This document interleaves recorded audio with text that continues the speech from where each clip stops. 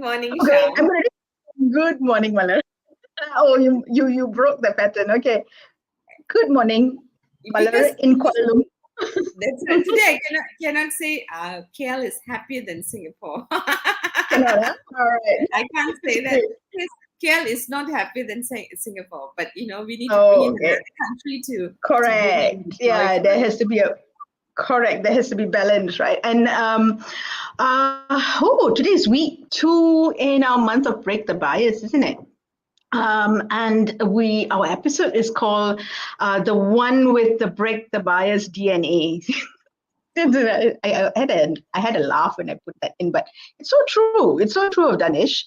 I think we're going to have a lot of fun with him today. Actually, Otherwise, he will have fun with us. No worries. yeah, probably also. Okay, I quite see I that. didn't Okay, so let's tell. we bring him in. Let's Can't say bring him what? in. I said, let's bring Yeah, him before we bring him in. Yeah, before we bring him in, let me tell everyone a little bit about him, right? Because once he's in, it's a bit difficult to give him the backstory. Okay, so this is a person, as I said, born in India, raised in a Muslim family, had a very interesting education. Dubai, and then back in India, and in a Muslim university, and then went mainstream a little bit, yeah. And then he started his career and his experience. I was just reading his LinkedIn profile, right? And his experience went from India to the Philippines to Indonesia to Singapore to Malaysia to now Bangkok, right? So this man has traveled quite a bit, or lived quite a bit in different environments, and I think we are going to. I think we're going to get some really good nuggets speaking to Danish. So let's bring him in. Hi, good morning, Malar. Good morning, Sharm. Good. Good morning, Danish. Thank you for saying yes to such such an early talk. Thank you very much. Not at all. I could have missed this opportunity, huh? Yeah, to talk to such wonderful ladies. Not at all. I mean, it's a pleasure. Oh. Okay, we take compliments. We'll just take them. I forgot my slide. I started by introducing you telling our viewers a little bit about your background. I think the more important question is around, tell us how that, when I was looking at your background, I felt like I was looking like art, that piece of art that where, you have the artist that swatches all the different colors on it, and you've got a little bit of this color, that color, and it's put randomly, but there is a pattern, there is some method in our logic around it, right? And so that's the landscape I see when I read your experience, your from birth, from your education right up to your work. So I think the question I have in my head right now is that how has that shaped you as a leader, right? That art piece that I see, right? How has that shaped your DNA as a leader that you are today? Yeah. No, I think I've been first very lucky to have been exposed to so many different cultures, so many different backgrounds. Through my journey, I think I've always joked that this whole thing of cultural shock experiences the first and second time. After that, it was like business as usual, because you're moving from one very different culture to another, and it was like that's part of how you adjust into a new place. But like you had mentioned in the introduction, I grew up in a Muslim family in India. I was in Dubai for a bit, and then back in India, in what is called the heartlands of India, doing my graduation, and then from there to one of the elite universities to do my post graduation, and then pretty much living in all major countries in ASEAN. So I think a few things happen when you are exposed to so many changes. So one is you automatically, I think, kind of start understanding, respecting, as well as appreciating different points of view, different cultures, different, so you take the time to kind of get an understanding of a different culture, of a different background, of how people think, what are the Mm, values of the people. So inherently, that I would say that starts to, at least for me, that starts to come within you, because otherwise it'll be very difficult to integrate and work in a in a different environment if you're not mm, able to appreciate the nuances of a different cultural background, a different place. So I think that mm, is one of the aspects which has really shaped me, mm, because you're forced to do it. So even whether I like it or not, initially I mm, might not have liked it. With a cultural shock, you mm, might not like it, but you are mm, in a way forced, because if you don't, you will not be successful in getting what you want to achieve. So I think mm, that's one. The second one is, it starts, you start to listen, right? I think, and that's important, right? The most important thing I feel is that you listen, and even if mm, there are extreme views according to you, according to your perspective, even if the mm, views are very extreme, you listen. And when you listen, you realize, what we call as extreme views may be extreme, okay, mm, but you understand where the person is coming from. You might not mm, agree, you might disagree, and there's nothing to say that you need to agree or you disagree, but at yep. least you understand the background where this person is coming from. So there is a lot more, okay, I disagree with you, sorry, I don't accept this, but I Mm, understand mm, why you are mm, saying this. And so that really helps, because that kind of puts you in a better frame of mind, rather than a wall suddenly appearing before you before mm, you understood the person. So I think that's the second thing. And finally, the third one is, really, when it comes to this topic on breaking the biases.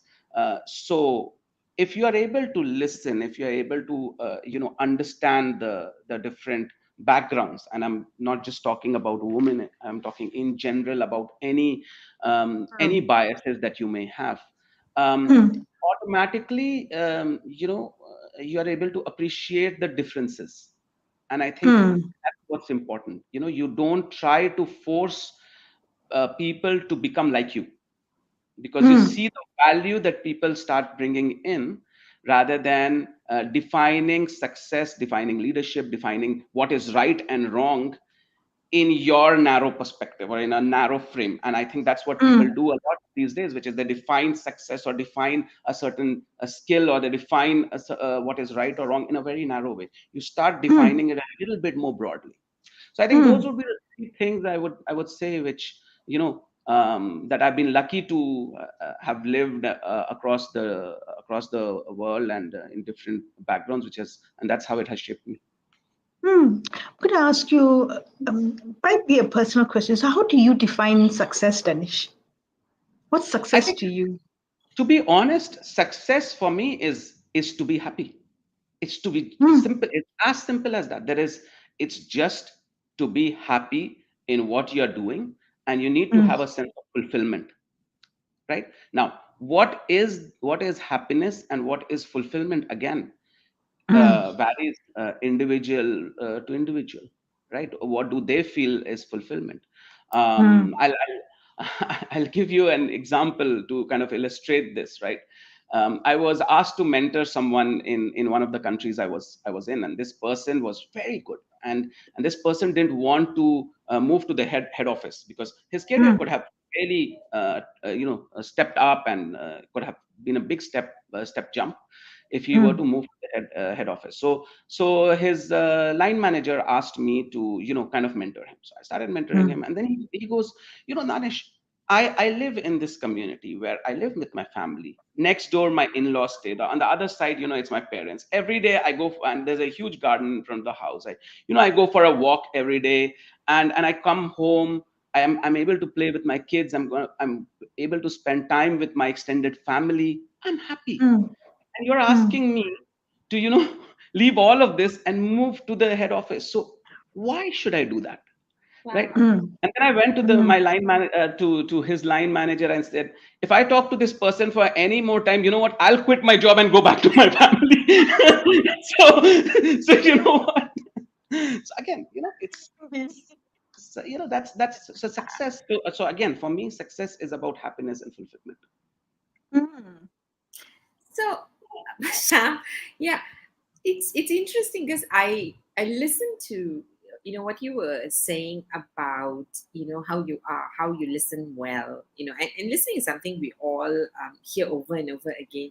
But what was interesting for me when you spoke earlier was the thing is how you actually have learned how to appreciate differences, Mm. and how you seem to value, or you look at the underlying value that people bring in. So it seems to me that on the onset people might look different, but you're listening in deep enough to see what is the similarity in values that we bring in, which actually what seems to bring it together. I mean, this is how I understood you, right? So I like that, because underlying is, for me, is what brings us together is our values. Yeah, And very often we get caught in the difference on the outside. But that's what right. was more interesting for me was you actually said something along the line of, it might have been forced, Yeah, Mm. right? It might have been forced. So I'm very curious, right? So if we go back to, say, perhaps your childhood, yeah. or before you got into the workspace, all right? Do you recall how diversity could have been forced into you for you to be able to see that, right? Yeah. Yeah, would you have any stories to tell us? Yeah, I mean, again, I've been, to be very honest, I've been lucky in that sense, because again, coming from a traditional Muslim family, Mm. I was exposed to all sides, all facets of this. My parents, on one hand, were very progressive. My mom is a dominant personality, right? So she has strong points of view. So Mm. she's no pushover, and she's a very strong lady. And Mm. my dad really loved and respected her for being that. So there was this one whole aspect of it, right, where I'm exposed to how the role of a woman is valued, the role of a woman in the family and in raising up the children, but beyond that, she was also working, so on and so forth. On the other hand, I was also exposed to the other side, which is much more conservative, much more conservative, in terms of what is the right thing to do, what is expected. Mm. So again, even as early as in my childhood, I could see uh, the differences in that sense, and these differences, while to a normal person might seem uh, not big enough, but believe me, the thinking, yeah, the way the people are talking, the way the debates around what is right and what is wrong was a lot, right? So I was exposed to this kind of to these big differences. And ironically enough, right, you know I started to realize, again, if you listen, it's not as if, again, one side is 100% right, the other side is 100% wrong, right? The truth is in the middle.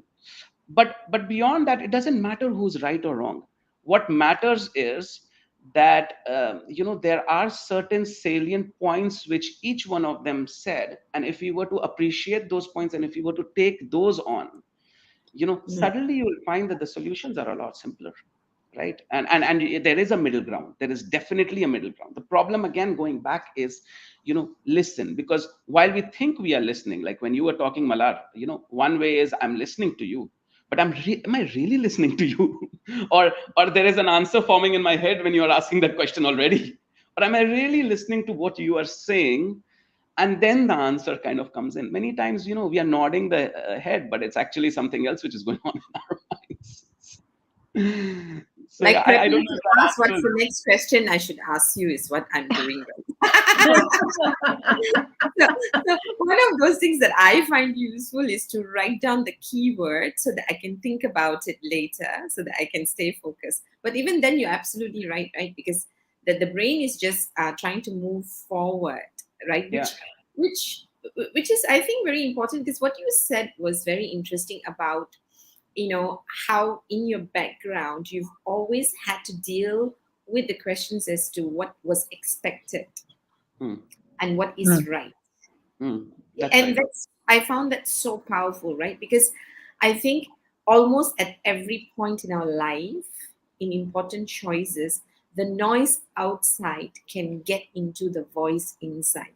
So Yeah. somehow or other, you seem to have had good training with so much of noise around you, for you Yeah. to always re-anchor in your own values and say, okay, this is really what might be the right thing, right? Now, going back to the topic, break the bias, what was really exciting for us, when we were introduced to you, was the fact that we're not talking about break the bias as to just, it's not just about International Women's Day, and you were very clear about it when we first started, right? And having been in, in leadership positions, right? And if you look at the way we are celebrating break the bias, what could be, in your opinion, something that we might be missing out? Sometimes we are so focused on just women, for example, or we're just so focused on just one particular idea, we tend to lose that. So, what do you think we might be missing out in this whole idea of break the bias? And Sham wants to add something, is it? Yeah, I'm going to give Danish a bit of a pause to think about that a little bit more while I say hello to a couple of people who just joined us here. So Pandian, hi, good morning. Nice to see you again. And we also have Patricia. Patricia has joined us. Patricia Yee, who Danish would know very well. She says, good morning, Danish, Sham, and Malar. And good morning to you, Pat. Nice to Good see you. morning. And Pandya is from India. From India. Okay. All Good right. morning, guys. All right. Great. There you go. Okay. So over to you, Danish. Yeah. So I think again, first a few things which comes to my mind, right, when we talk about break the bias. I think the first thing is, we tend to have, again, very very strong and extreme points when it comes to break the bias, right? Mhm. Whether the bias is in general, or is in particular to, women.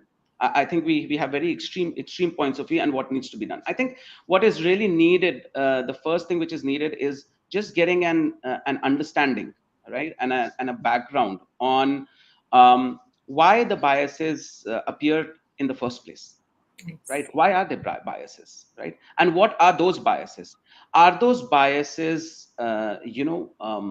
deliberate, or are those biases just the way things have been so far?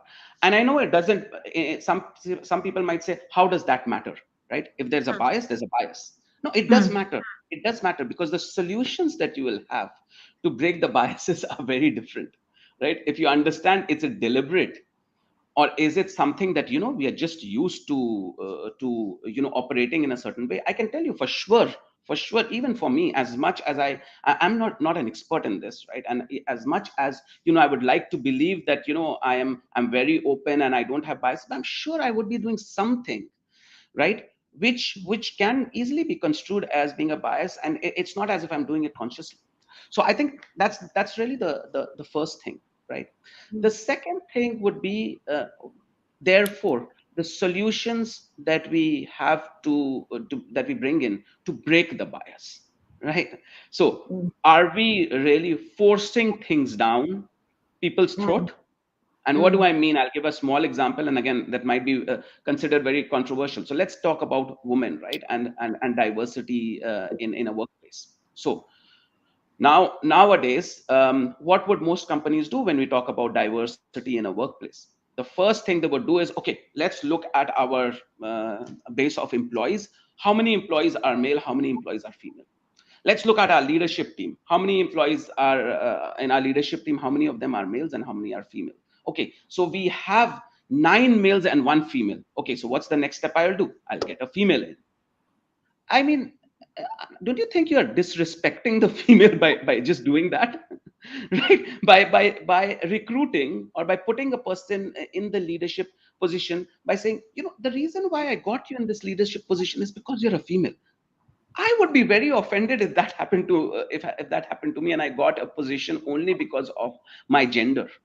I Mm. think a better way of looking at it is, first, I think the understanding on why diversity is important, why breaking the bias is important, and making sure that that understanding, that message, that understanding is shared with the rest of the organization. Simple fact. I mean, there are enough and more data. So again, if you look at it, I mean, I'll quote one, which is a McKinsey study, which says, companies with women in leadership roles are 50% on an average more successful than other companies. and Mm. and and truly, I mean, I believe that, of course, for sure. I mean, this is not even rocket science. It's obvious. And it's not obvious because of women or men. It's obvious because of the diversity in thought, in skills, in what a woman brings in, right?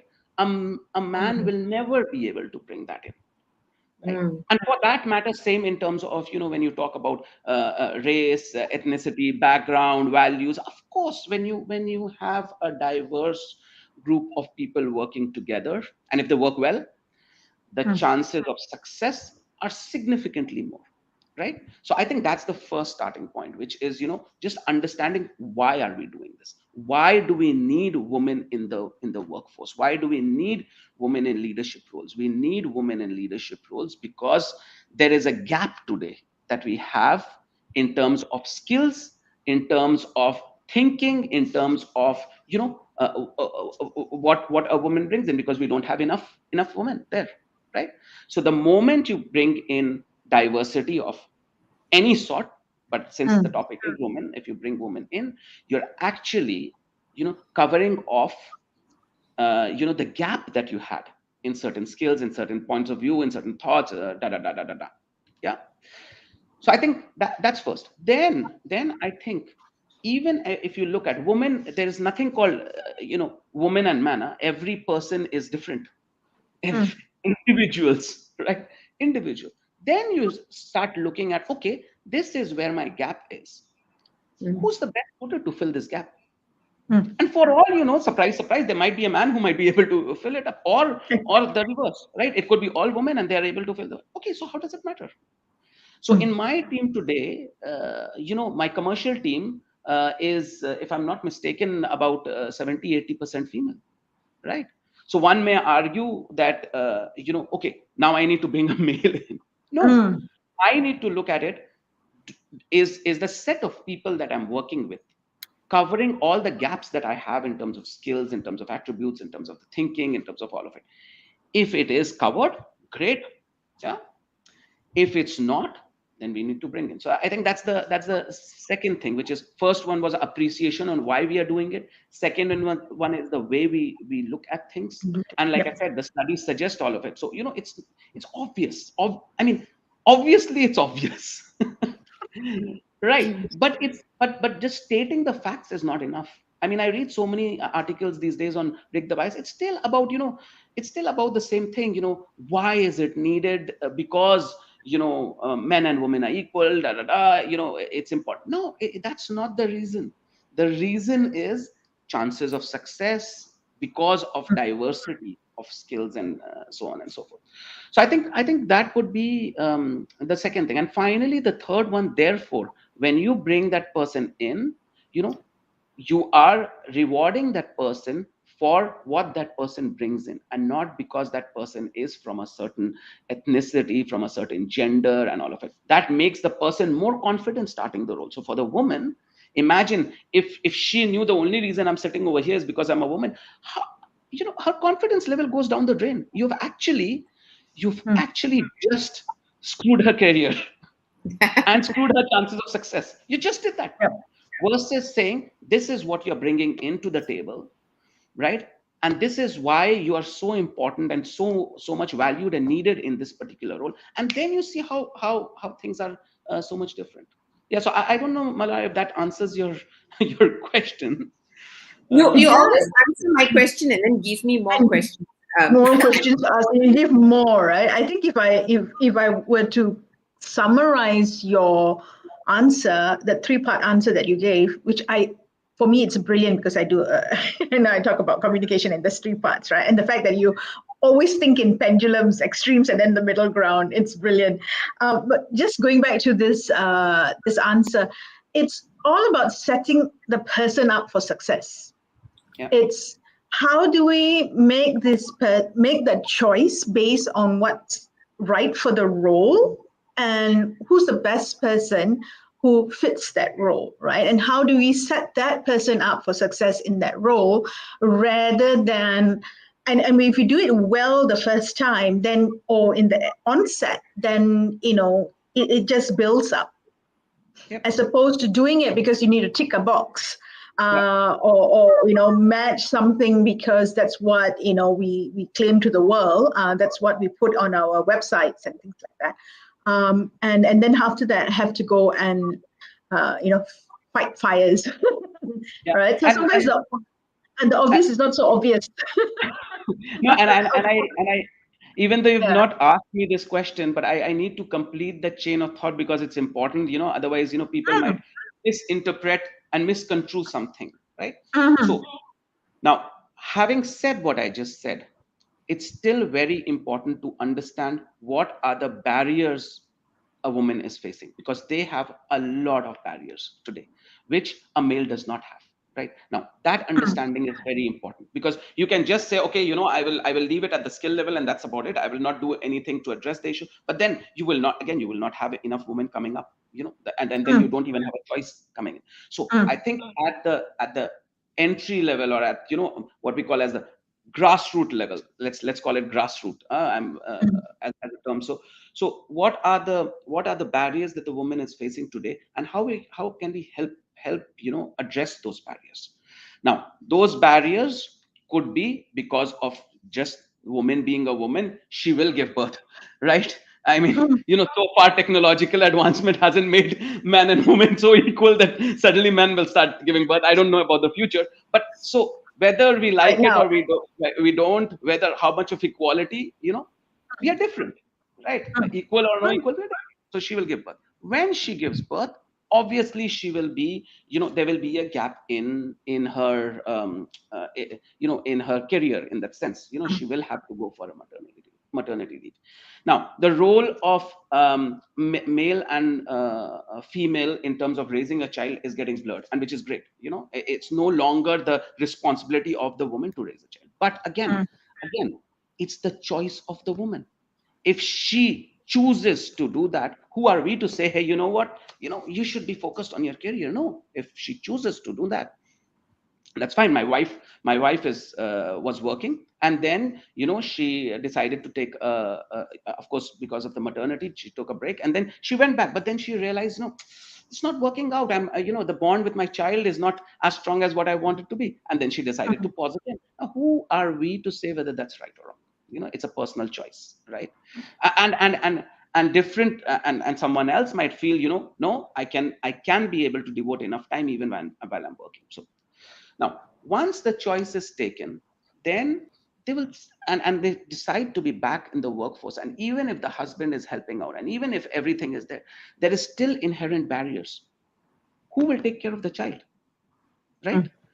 A 6-month-old child or a 3-month-old child, depending on how much maternity leave that the company is giving. So first, uh, who will take care of the child? Then second thing is, once she comes back into the role, there's a gap of about 1.5 years. 6 months to 1 year, 1.5 years, right?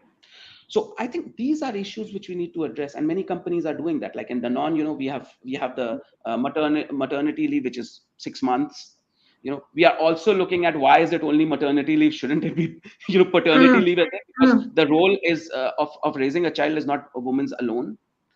But then even beyond that, if she chooses to raise the child herself, child care, maybe we allow flexibility in terms of working. Can we allow work from home, work from anywhere, right? Rather than she having to come to the office, so that she can do both, right? That's a good way of being able to do that. offering employment options which are not necessarily full time, 9 to 6. Okay, can we have 3 days a week? And these are things in Danone we are actually already starting to do, and there are people who are doing that today, and women who are doing that, and it just makes it a lot easier. So okay, I will work 3 days, and the rest of the days, and doing very well. Or there could be work from anywhere is not just work from home, but work from anywhere is also another country. So you're working for in one market, but you're based somewhere else, because husband has a job which requires him to be in a certain place. So okay, why do I need to give up my job and follow my husband? Can I do my job sitting out of that particular country? And in some sense, COVID also has some positives, right? The world has completely transformed. So now this can be the ways of working, and any company can actually do that. We just did that for 2 years, right? Everyone was forced to do it, which means it's possible. You can do it. So that's what I mean by, basically, if you want to address the issue, address what are the barriers the person is facing, what are the issues the person is facing, and then try to address those barriers, and give an equal opportunity to a man and a woman. And then when it comes to how many women needs to be in a leadership role and all of it, it's basically on the basis of skills, all the points that I mentioned earlier. So I won't repeat that all over again. So I guess that would be a much better way. And then to the men, I think it's very important to understand why this is needed, and make them understand why. Give the background, give the context. Today we do actions, today we force the issue without giving a context. Yeah, sorry for the long spiel. But No, So, I think you nailed a lot of important points there, yeah. Danish, without our prodding along, for you to do that. And you brought up the important points, because, and I especially like the last bit, that we do things without telling why it's done. And in advertently, what we're doing is we're going to create those extremes, that we are aiming to, balance. We create those extremes, right? And if an organization doesn't do this, or a man doesn't, allow a woman to do something, then the man is seen to be biased, right? Through no fault of his, maybe. So yeah, you nailed quite a few things. Muller's got something that's just about to come out from her mouth, because she has that look that like, Shamini, stop talking. Okay, ask. No, I'm so scared I'll forget my question because I'm trying not to. Yeah. So, actually, I have a couple of questions, but what you said was interesting, because what I see is, we are so focused on women, right? Which is really good, because, like what you said, I personally think my husband helps out a lot at home, a lot. But there are some things I just think intuitively he just doesn't get it. He doesn't think about it, right? And I'm not going to blame him, because we have, I feel, generational wisdom, being women and mothers, yeah, right? And I think it's not that men don't have it, but they haven't practiced. So what I see happening is that women are being, generally we are more patient to say women need more skills to be corporate savvy. We're getting into that space. But and like what you said, we give women maternity leave. It's not, if you want the men to be better support at home, we also need to equip them, not just give them time off, because they don't have the wisdom of the generations, because that's why they're so good at work. Right now. So that's one thing that I think we are not doing enough, because we're trying to balance the wheel. So you see, like when you talk about flexible work hours, work from home, work from wherever you are, the women are still expected to do both or more. We're just giving them more flexibility of how they flex their muscles. Right? We're not, right? And we can't do that. We can't be good at what we choose to be good at when we have to do so many roles. But at the same time, women being control freaks, I guess, at home, right? Because it's so important. It's so sacred for us still, right? We need someone close to us, and in this case, is our partners, right? To support us, to say that I can now lean towards this space because I know there's enough support at home. I think we're not doing enough of that now. Having said that, that's not my question because you brought it up. You see, we focus on mothers, women, parenting, and all of that, right? It always bothers me because more and more people are choosing to be single and not have families. Mm, And I'm amazed at my single friends because they end up looking after everybody else, including their aging parents. mm, And I, what are some steps you think, we can put? Because otherwise, what we're doing is we are creating a bias towards mothers, mm, towards women, mm. right? And towards people who have families. But we are probably undermining the single people who are expected to work longer hours. And, we, so what's your take on that?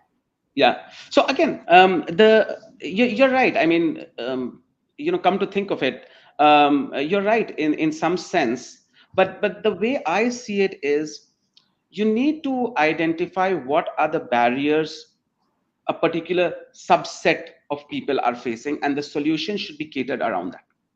Mm, Now, in the case of a single, a woman who chooses to be single, or decides to take care of the rest of the family, what's the barrier that that person is facing? And the barriers actually might be different. So the solution also needs to be different.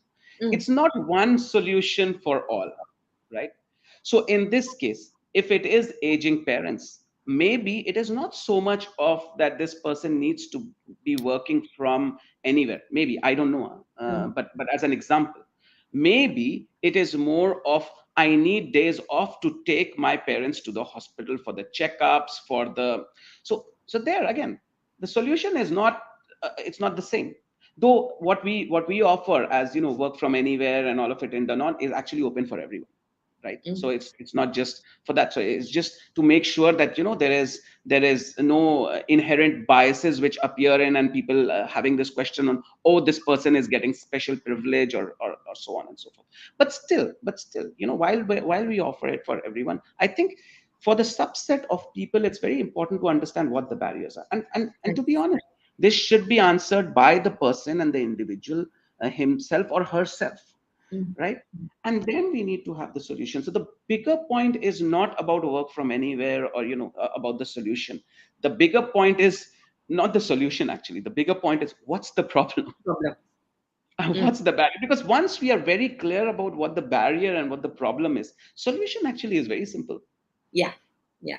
So Yeah. keeping to the core of why, what, and how. So don't be so focused. So if you know why you're doing what you're doing, Yeah. right, and what needs to be done and how, then, and also I think what you're saying is very much, when people know that you belong to a culture that is really appreciating talent and does its best to bring out talent and support you in any way. I think that open culture also will give me a lot of courage to go to my leader and say, look here, I need this, That's right. because, yeah, because I know my talent is valued. You probably haven't thought about it, but I'm having this problem because you're so focused on this. Now, can you now be more inclusive of me and my situation is what I seem to be hearing. That's Before I right. And pass then it that's on.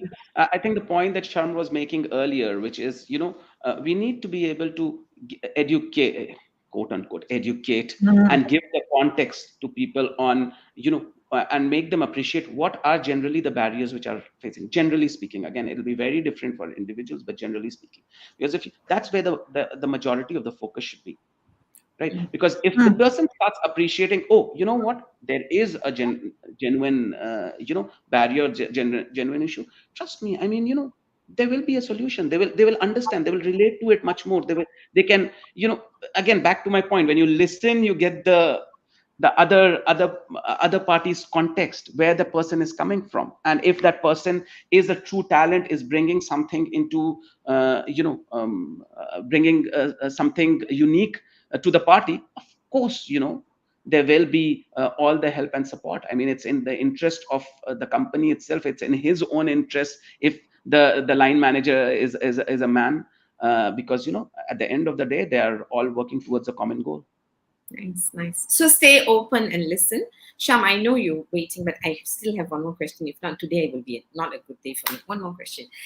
You know, you mentioned you at some point you said we need to explain or educate the men why we are doing what we're doing, right? So in your experience, having led so well in terms of the way you think so clearly about diversity and inclusion, why you do what you do, right? What's your experience been in terms of what do you see men struggling with when you make these kind of choices in terms of mindset, acceptance? What do you see their struggle as? I think it's really defining the definition of many attributes: success, leadership, the way to do things is defined very narrowly today. So just because, Mm, like you said, generations after generation, the workforce has been dominated by men, and there is a certain way of doing things, mm, which is obviously working more in favor of how men operate. That is defined as success, or the right way, right? The right way. So, and I know I'm again diverting a little bit to illustrate my point, but there are mentoring programs. There's a program called United Nations He for She, which is you mm, have male leaders mentoring females, right? mm, Now that's a great program, huh? That's a really great program, but what exactly is happening in the mentoring?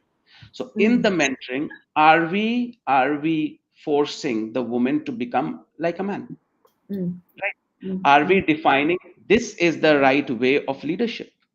mm, The right way of leadership is you need to be alpha male, you need to be out there, you need to be leading from the front. These are the kind of words which I use: leading from the front.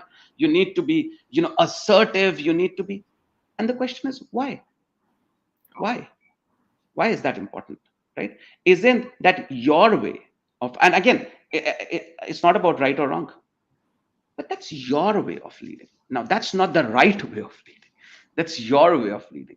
Maybe there is another way of leading, which is doesn't mm, need to be assertive, but still be able to be clear, to make the point, to take people along. Maybe you're not at the right in the front, and the whole team is behind you. Maybe you're in the center, and mm, yes. the team is surrounding, and you are taking it. And again, I'm not generalizing that one is woman or one is man, but I'm saying mm, typically we have notions of a certain way which is right, a certain way of doing things, a certain way of leadership, a certain way.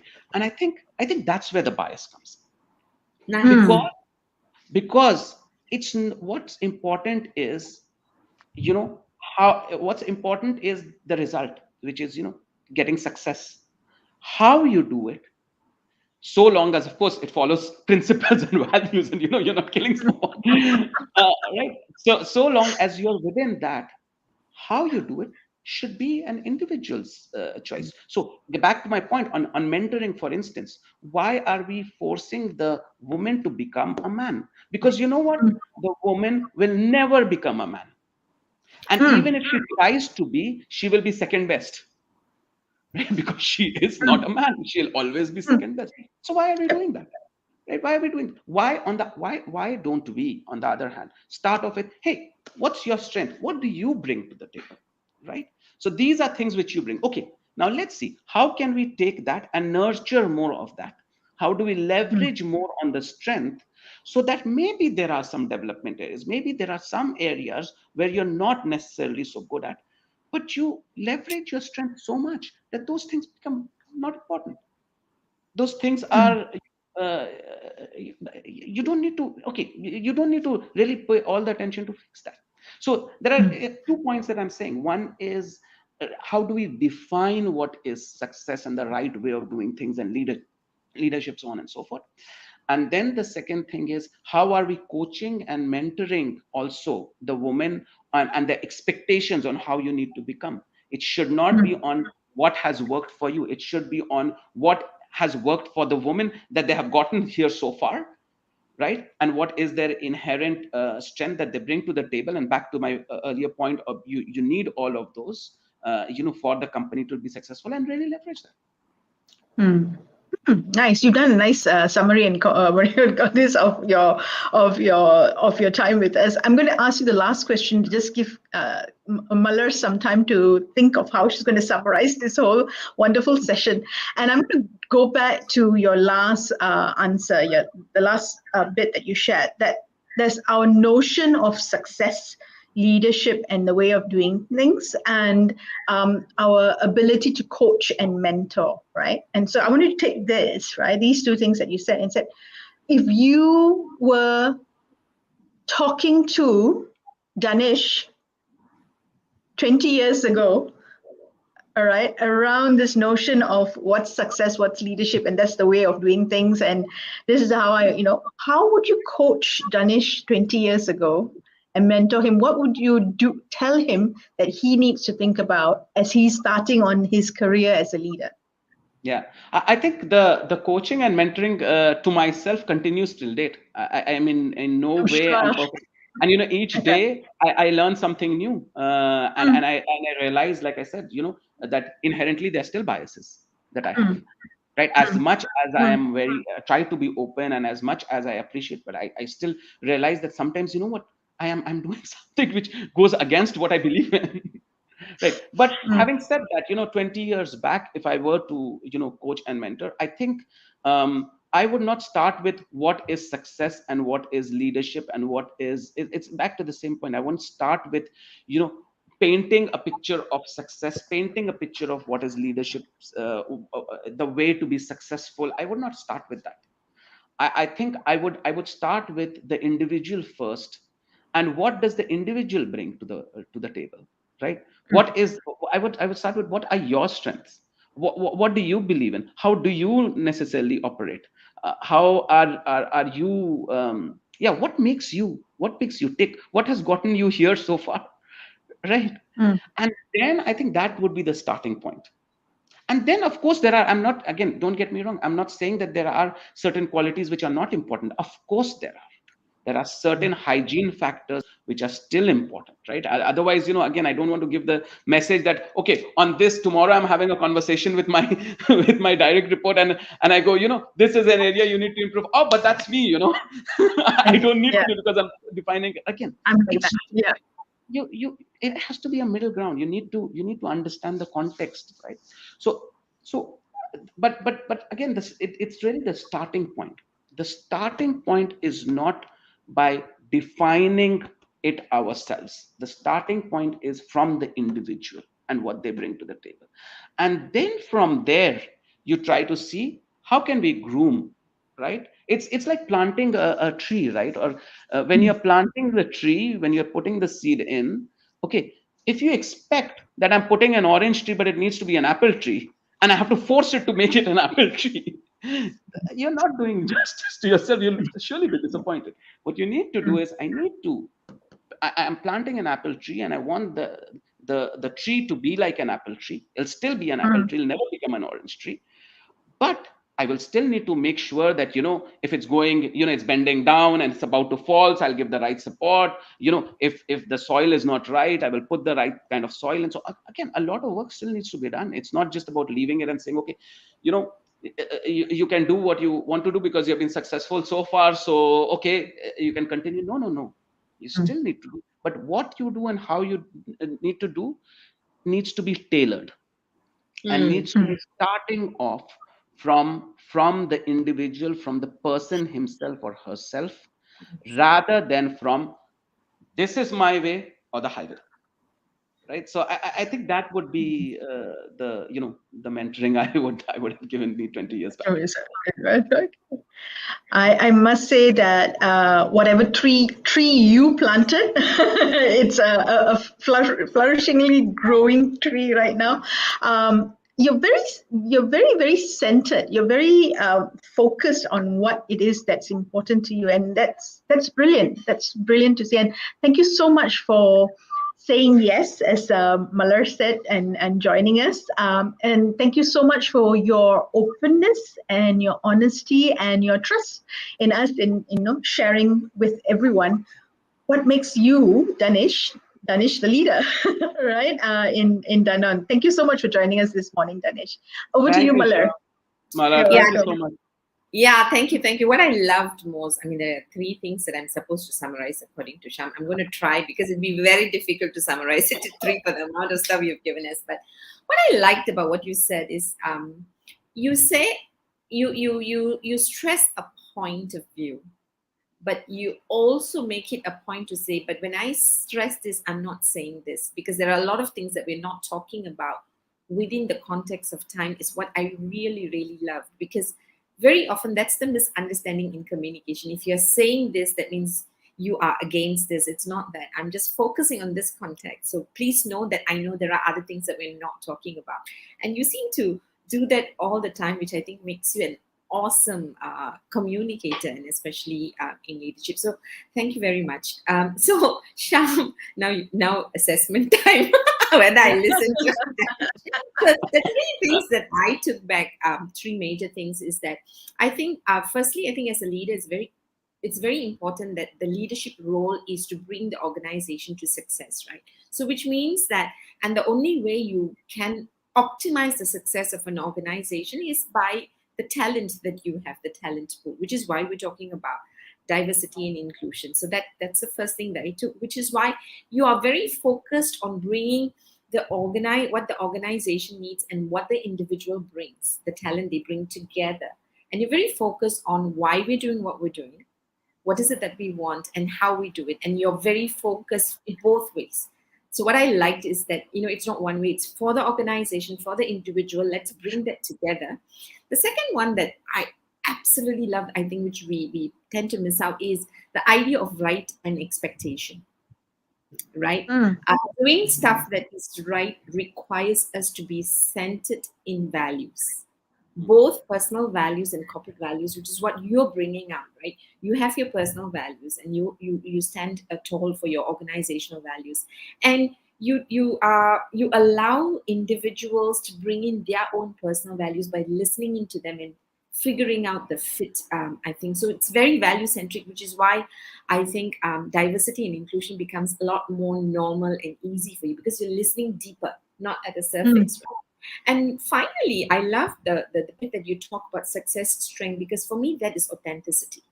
We all talk about wanting to be authentic, but I think because you are biased towards authenticity, that makes you unbiased, because you're willing to look at every individual. You are saying, come as you are, and let me see whether you have anything to offer to what we need.